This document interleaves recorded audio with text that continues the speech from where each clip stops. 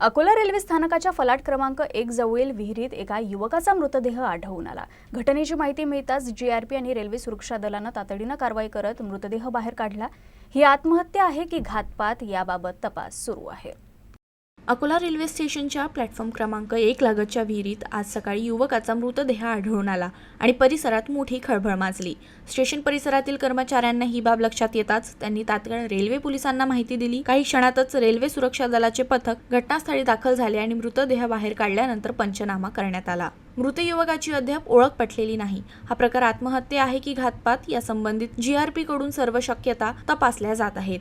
पंचनामा केल्यानंतर मृतदेह शवविच्छेदनासाठी वैद्यकीय रुग्णालयात पाठवण्यात आला आहे। पोलिसांच्या माहितीनुसार मृताचे अंदाजे वय 40 ते 45 वर्षाच्या दरम्यान आहे आणि त्याच्या एका हातावर अंग्रेजीत मुन्ना कुमार असं गोंदवलं आहे। प्राथमिक अंदाजानुसार तो कचरा वेचणारा असावा। रात्री अंधारात फिरताना चुकून विहिरीत पडल्यानं मृत्यू झाल्याची शक्यता पोलिसांनी व्यक्त केली आहे।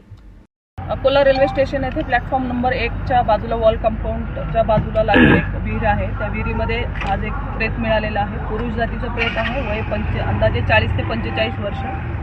आता आपत्कालीन व्यवस्थापन